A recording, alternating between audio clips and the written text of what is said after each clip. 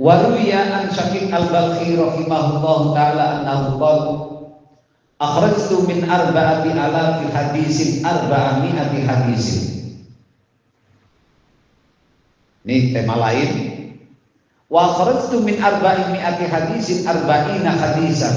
Wa akhrajtu min al-arba'ina hadisan arba'a hadis. Kata Syaqiq al-Balkhi. Siapa Syaqiq al-Balkhi itu? Ini wali Baghdad. Balkh itu adanya, itu nama daerah, kota desa Balkh. Jadi dia Syekh Raqib al-Badawi, Syekh Alek al-Alim al-Alamah, Syekh Alek al-Badawi, kira-kira gitu, al-Bakhi. Makanya ulama kan al-Bukhari, itu kan nisbat kepada Bukhara. Kata Syaqiq al-Balkhi, saya pernah meneliti, memilah-milah hadis dari 4.000 hadis terpilih menjadi 400. Dari 400 saya pilih lagi, saya meringkas makna intinya dari 4.000 hadis menjadi 400. Dari 400 menjadi 40. Dari 40 menjadi 10. Dari 10 menjadi 4. Dari 4.000 hadis itu ternyata maknanya disimpulkan pada 4 hadis saja. Kayak Al-Quran 30 juz 4 berapa suratnya 114 surat. Berapa hurufnya? Berapa hurufnya Barohani? 4.000 44 sekian. Itu hurufnya. Juznya 30, suratnya 114, hurufnya sekian ribu huruf. Itu ternyata maknanya diringkas pada surat Al-Fatihah. Al-Fatihah diringkas pada basmalah. Basmalah diringkas pada satu huruf, satu ba. Bi kana ma kana wa bi yakunu ma yakun. Nah itu kata Syaqiq al-Balkhi, saya menghimpun dari berapa? 4.000 hadis. Disimpulkan menjadi 400. 400 menjadi 40. 40 disimpulkan menjadi 10. Kira-kira gitu. Pertama hadisnya. La taqid qalbaka ma'al mar'ati fa innaha al-yawma laka wa ghadan li ghairika fa in ata'taha adkhaltakan nar. Isi hadis yang pertama, kesimpulannya dari 40.000 hadis. Kamu jangan terlalu mencintai perempuan istrimu yang hari ini menjadi istrimu. Awas. Jangan terlalu mencintai istrimu yang hari ini menjadi istrimu. Kenapa? Hari ini memang menjadi istrimu, tapi kelak ketika engkau mati, maka perempuan istrimu akan menjadi milik orang lain. Maknanya jangan terperdaya dengan istri, tapi tuntunlah istri. Jagalah istri. Qu anfusakum wa ahlikum. Nah, itu. Jadi jangan terlalu berlebihan. Tugas suami itu menjaga dari neraka, membimbing, menuntun, dan menafkahi untuk secukupnya hidup baik. Wis, jangan berlebihan. Kayak artis zaman sekarang dibelikan rumah yang miliaran, baru pegangan. Mengumbar kemesraan di medsos. Bar kue Ruben karo Sarwenda, saiki Rubene karo Desi, Sarwenda karo Rocky. Ngarep. Itu yang pertama. Kata Syaqiq al-Balkhi. Jadi para suami jangan terlalu tunduk jangan selalu menuruti, terjebak oleh rayuan istri. Karena hari ini dia adalah istrimu. Tapi ingatlah ketika engkau mati duluan, maka istrimu akan diambil orang berarti percuma. Tapi kalau didiknya agama, kita nggak merugi. Tapi kalau kita memenuhinya kebutuhan dunia, materi, rugi. Nanti yang menikmati dia dengan suaminya yang baru. Makanya ada cerita itu yang di hadis yang menjelaskan tentang manfaatnya sedekah untuk mayit. Sering saya ceritakan itu hadis itu. Jadi siapa ceritanya? Sering kalau saya ceritakan. Ada orang soleh namanya Syekh siapa? Itu yang rutin ziarah kubur di orang alim setiap malam Jumat di makbaro desanya. Nah, suatu malam Jumat setelah ziarah dia tertidur mimpi. Orang sama makbaro itu semuanya bangun. Pada seneng kabeh, wajahnya sumringah. Ning ngarepe anak makanan, bajune bagus semua. Hanya satu pemuda namanya Rohim. Wajahnya kumel, bagiannya kusut, susah, meneng, benyes seperti gitu loh. Nah, si orang alim ini kemudian wong pada sak makbar seneng kabeh tertarik pada satu pemuda itu. Akhirnya dipareki. "Le, Mas, kenapa kalian Anda tidak seperti mereka?" Jawabnya, "Mereka mendapatkan kiriman dari keluarganya doa dan sedekah, sementara saya tidak ada." "Emang kamu siapa?" Terjadi perkenalan. "Bagaimana ceritanya?" Diceritakan, "Saya ini bukan penduduk sini, cuman saya mau pergi haji sama ibu saya.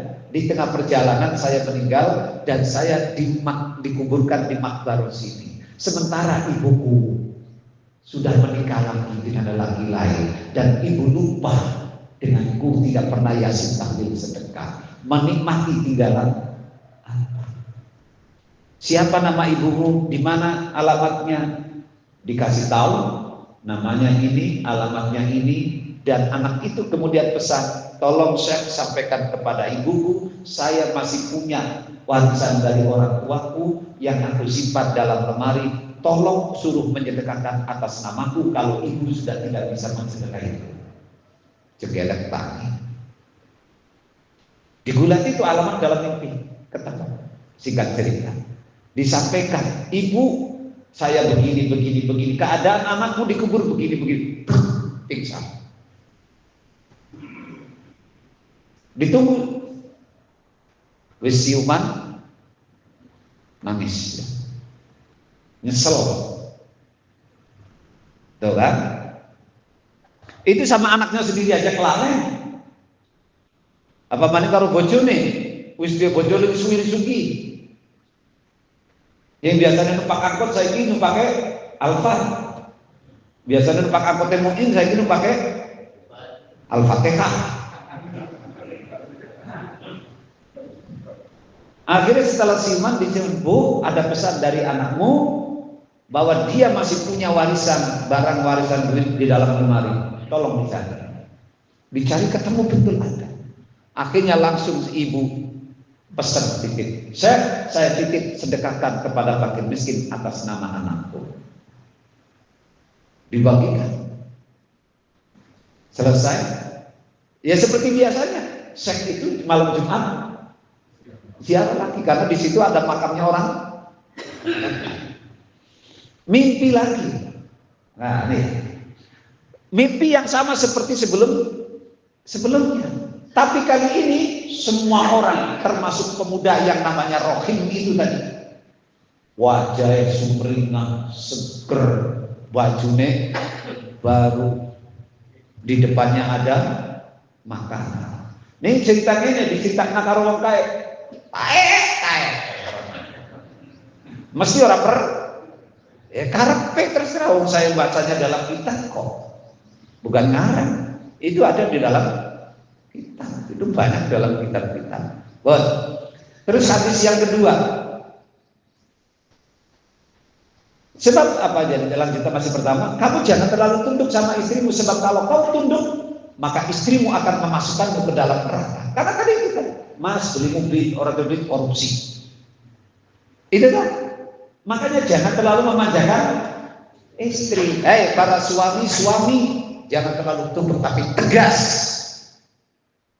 Mendidik, mengarahkan istri-istri kita, bukan justru kita diperbudak. Kan sekarang banyak suami-suami dibawa ke tiang istri. Kayak Haji Rohman, kowe di istri apa wani istri? Bagaimana wani? Nah Rohim wani karo istri. Apa aku? Yang wis kesel banget hasil. Wasani la taqid qalbaka ma'al mal. Terus kata si Syakik Al-Balkhi, hadis yang kedua kesimpulannya saya simpulkan, jangan ikat hatimu dengan dunia, dengan harta, dengan duit. Siapa sekarang yang bisa? Sebab fa innal mala 'ariyatun. Sebab harta itu telanjang. Hari ini boleh kau miliki, wa ghadan li ghairika. Besok, lah duit yang ada di saku saya, hari ini ada di saku saya. Tapi besok, nanti sore, nanti siang, sudah pindah tangan. Jadi tolong jangan terlalu gila duit.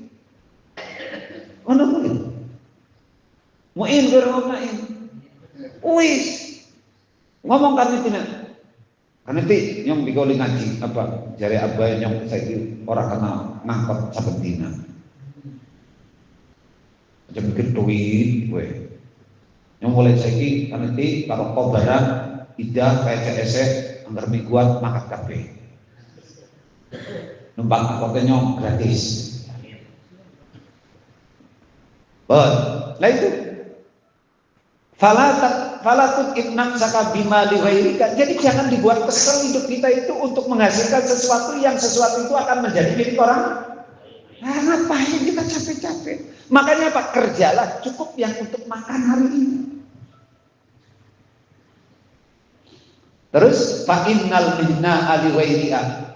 Pegawaian, jabatan, kedudukan yang hari ini kita duduki besok bakal milik orang lain. Jadi bupati cuma 5 tahun, presiden 5 tahun. Ngapain modal gede-gedean sampai memalsukan data dan seterusnya?